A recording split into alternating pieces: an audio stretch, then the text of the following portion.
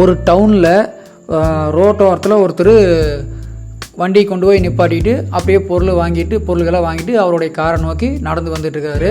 அப்போது ஒரு பெரியவர் ரோட்டை வந்து கிராஸ் பண்ணிகிட்ருக்கிறாரு. அவர் ஏற்கனவே பார்த்துருக்காரு, தர்பூசணி வச்சு வண்டியில் விற்றுருக்காரு. சில சமயம் பலாப்பழம் இந்த மாதிரி சீசனுக்கு தகுந்த மாதிரி சில பொருள்களாக விற்பார். யார்? அந்த பெரியவர். அதை இவர் பார்த்துருக்காரு. அந்த வண்டிக்கு பக்கத்தாண்டி வந்ததையுமே அந்த ஐயாவுடைய மனைவி அமர்ந்துருக்காரு. மனைவிக்குமே தனக்கும் அவர் வந்து காலை டிஃபன் வந்து வாங்கிட்டு எதுக்காக இருக்கிற ஹோட்டலில், சின்ன ஹோட்டலில் அப்படியே வாங்கிட்டு வந்துட்டுருக்கிறாரு. அப்படி அவர் நடு ரோட்டில் வந்துட்டுருக்கிறப்போ ஒரு ஸ்கூட்டரில் வேகமாக வந்து ஒரு பொண்ணு வந்து சடன் பிரேக் போட்டு அப்படியே நிற்கிறான். ஸ்கூட்டரை ஓட்டிகிட்டு வந்து ஒரு இளம் பெண் கோவத்தோடு அந்த முகம் அப்படியே செவந்து போச்சு அந்த பொண்ணுக்கு. அந்த பெரியவர் அப்படியே கடுமையான சொற்களால் நல்லா திட்டிட்டு வேகமாக போயிட்டான். என்னதான் தவறு அந்த பெரியவர் மேலே இருந்தாலுமே அவ்வளோ மரியாதை குறைவாக அந்த பொண்ணு வந்து திட்டிருக்கணுங்கிற அவசியம் கிடையாது. ஸ்கூட்டர் பக்கத்தாண்டி வந்ததையும் அதிர்ச்சியில் அப்படியே அந்த ஐயா என்ன பண்ணுறாரு, அந்த வாங்கிட்டு வந்த உணவு பட்டத்தை கீழே தவறு விட்டார். முகத்தில் கொஞ்சம் வருத்தம் இருந்தாலும் அந்த உணவுப் பொருட்களை குமிஞ்சு அப்படியே எடுத்துகிட்டு தன்னோட கடையை நோக்கி போகிறாரு. இது வந்து அன்னைக்கு நடக்குது. அது முடிஞ்சு மறுநாள் அதே நேரத்தில் அங்கே வேடிக்கை பார்த்தாருவார். அந்த கார் நிறுத்திட்டு ஜாமானை வாங்கிட்டு போனார்வார். அவர் அந்த இடத்துல இருக்க வேண்டிய சூழ்நிலை.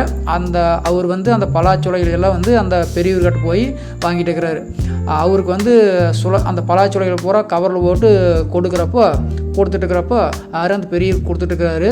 அப்போது அந்த தெருவியே அடிக்கடி அப்படியே தூரத்துலேருந்து அந்த தெருவியே பார்த்துட்டு இருக்கிறாரு. யாரையோ அந்த ஐயா பார்த்துட்ருக்காரு. அப்போது அந்த தூரத்தில் அந்த பொண்ணு வந்து ஸ்கூட்டரில் வந்துட்டுருக்கிற பார்த்தையுமே, சார் ஒரு நிமிஷம் அப்படின்னு சொல்லி போட்டு நேராக அந்த வந்துட்டு இருந்த பொண்ணை போய் நிறுத்த சொல்லி கையசிக்கிறாரு. அப்போ அந்த பொண்ணு முகத்தில் கொஞ்சம் கலவரம். நேற்று திட்டுனதுக்கு இருந்தாலும் சண்டை போட வந்திருப்பானோ அப்படின்னு மனசுக்குள்ள நினச்சிட்டு வண்டி நிறுத்திட்டு என்ன அப்படின்னு சொல்லி கோவத்தோடு கேட்குறா. யார்? அந்த பொண்ணு. அவரு கூட நேற்று அதுக்கு ஒரு சத்தம் போட போகிறாரு அப்படின்னு சொல்லி போட்டு தான் அந்த பலாச்சோளம் வாங்கிட்டு வந்தவர் நினச்சாரு. ஆனால் நடந்தது வந்து அவருடைய மனசையே நெகிழ வச்சிருச்சு. தாயி, நேற்று போன அவசரத்தில் இதை தவறு விட்டு நீ போயிட்டீமா, விலை உயர்ந்த செல்ஃபோன் போலக்குது, இந்தாம்மா அப்படின்னு சொல்லி போட்டு எடுத்து கொடுக்குறாரு. அந்த இளம்பெண்ணுக்கு மனசே இல்லை. அப்படியே ரொம்ப பேசுறதுக்கு பேச்சே வரல. வண்டியை ஓரமாக நிப்பாட்டி போட்டு வந்து, ஐயா இந்த போனை தொலைச்சதுலேருந்து எனக்கு நிம்மதியே இல்லைங்க. நான் பேங்க்கில் வேலை செய்கிறேன், முக்கியமான நம்பர் பூரா இதில் தாங்க இருக்குது, ரொம்ப நன்றிங்க அப்படின்னு சொல்லிவிட்டு அந்த பொண்ணு சொல்கிறப்ப அவளுக்கு அப்படியே கண்ணுந்து தண்ணியே வந்துருச்சு. நேற்று அவ்வளோ அவமரியாதையை வந்து உங்களை பேசியிருக்கக்கூடாது, கொஞ்சம் டென்ஷனுங்க, என்ன பேசுகிறேன்னு தெரியாமல் பேசிட்டேன் அப்படின்னு சொல்லி போட்டு கையெடுத்து கும்பிட்டு மன்னிப்பு கேட்டு அந்த பொண்ணு அந்த இடத்துக்கு விட்டு போகிறான். விடுதாயி, எல்லோருக்கும் கோபம் வர்றதான், இதை போய் பெருசுபடுத்திட்டு இருக்க வேண்டாம், ஜாக்கிரதையாக போயிட்டோன்னா அந்த பொண்ணை அன்போடு அந்த பெரியவர் வந்து அனுப்பிச்சி வைக்கிறாரு. அப்பா அப்போ உடக்கிறவர் கேட்குறாரு, நேற்று அப்படி திட்டுன பொண்ணை வந்து 4 வார்த்தை கேட்டுக்கலாமே அப்படின்னு சொல்லி அவர் கேட்குறாரு.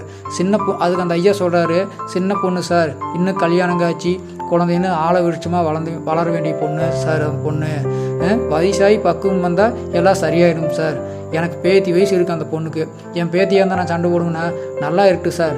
நம்ம சுற்றி இருக்கிறவங்க எல்லாருமே மனுஷங்க தான் சார், இருக்கிற வரைக்கும் அன்பாக பாசமாக இருந்துட்டு போவோமே அப்படின்னு சொல்லி அந்த பெரியவர் சொல்கிறார்.